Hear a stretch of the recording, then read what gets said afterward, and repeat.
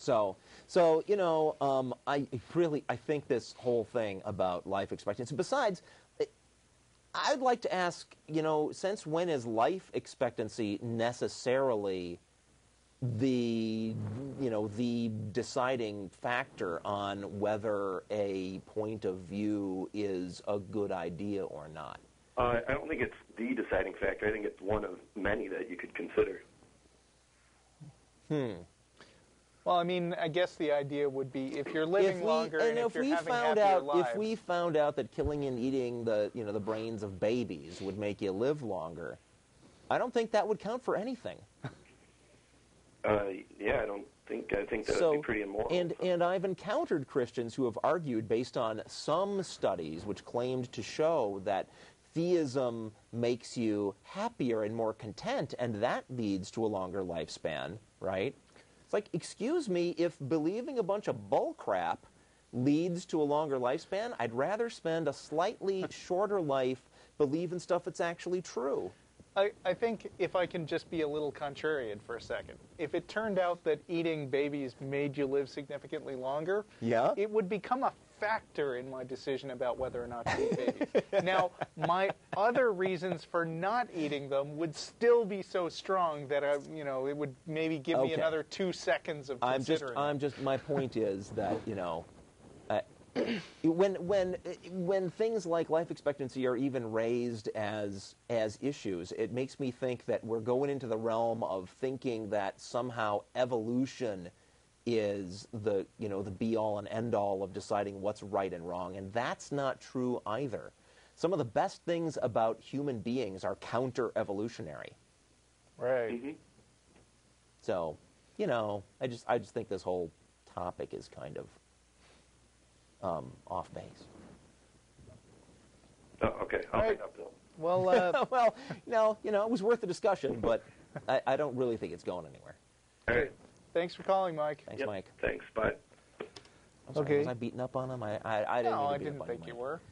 I did think it was an interesting discussion, right? Not all interesting discussions are productive. I just don't think that's much of an indication of people should know when if they've been watching this show for a while, that if you call, even if you agree, even if you disagree, even if you do agree with us on most things, if you agree on one point, we will latch on to that point and argue the hell out of it. Yeah. And don't feel like we're picking on you, because we do it with each other. So just listen to the non-profits anytime. Jonathan in Austin. Jonathan. Got two Texans calling soon. Hi. Hey, how you doing? Hi. Good. Yourself? All right. Good, thank you.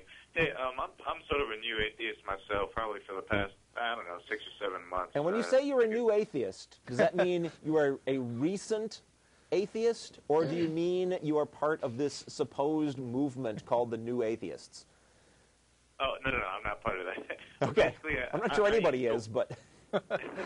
Yeah, I used to want to believe in Christianity, but after doing some research on it and other religions, I just came to the conclusion that it was bunk. And, just that. But I was wondering, because, as everyone else, as all other atheists probably experience, y'all probably have very religious family members. And one question that I sort of get, or not a question, but pretty much comment, is the Bible has foretold all these prophecies that are coming true. I'm just wondering, asking for advice really, but how do you actually intelligently retort to that? Well, go ahead. Well, when you get a claim like the Bible has made all these prophecies, you can't really refute that as a blanket statement. I mean, it's just something that gets thrown out as a point of rhetoric. So my first question when anybody raises that point is, name one. Because, I'm not going to discuss every possible biblical prophecy. I would like to treat each one on a case-by-case basis. Do you have any in mind? I think the creation of the European Union. I think there's some sort of story. Give me chapter and verse on that. I'm no Bible scholar, so I couldn't tell you. That's the problem. That's the thing. That's the thing. Christians will say that, and then they'll expect you to be a Bible scholar and be able to say, oh, well, that's chapter and verse, and this happened in this context, and have all these details to rip it apart. It's their job to prove there's a God, right? Just saying there's a bunch of prophecies in the Bible doesn't prove anything. They need to tell you what those prophecies are and then let you take a good hard look at them. Look at the context, look at when it happened, look at who wrote it, look at what the sequence of events actually was. To my knowledge, there is not one thing in the Bible you could call a prophecy, right, where some wildly unpredictable event was predicted in detail in advance of when it actually happened without the person who made the prediction being in a position to help make that happen, or the prediction itself playing a role in history and making it happen, right? Who wrote that chapter? Do you know who wrote Revelation? Some crazy people who are now anonymous. Yeah, we're not Bible scholars. I don't know. But you need to call back in when Matt's on the show. He knows all that crap. Right. He cares about that crap.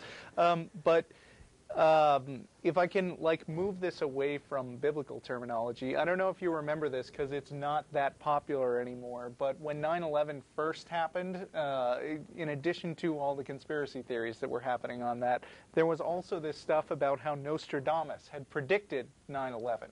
And there were these very vague chapters that were coming out. That was like, let me see, I'm finding it quoted here. In the city of God, there will be a great thunder, 2 brothers torn apart by chaos while the fortress endures. The great leader will succumb. The third big war will begin when the big city is burning.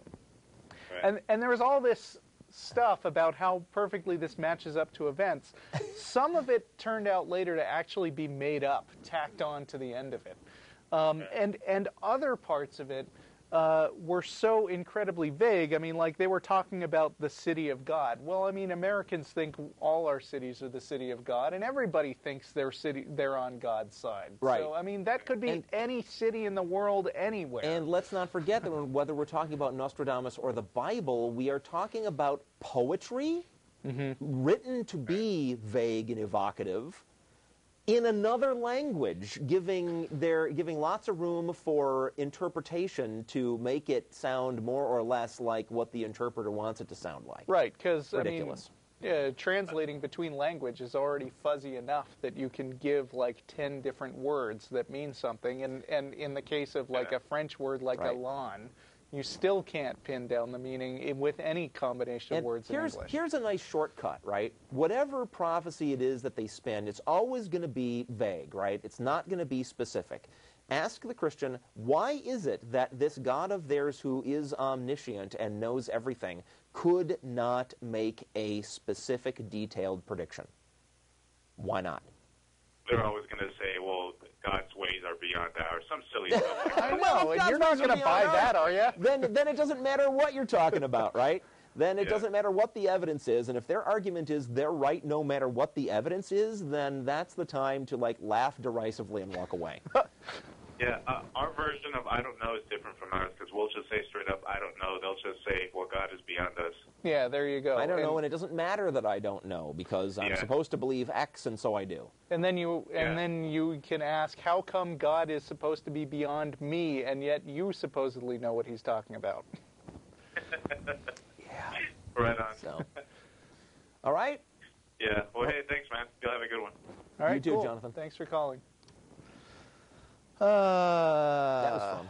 Oh, boy. Okay, we got 2 more Texans, not from Austin. We got Memo, really, from San Antonio. And I'm told that there might be a little bit of phone connection problems, so if you could hurry up with your questions so that we can catch you before you disconnect. Are you there? Oh, am I on? Yeah. Yes. What's your question? Okay, excellent.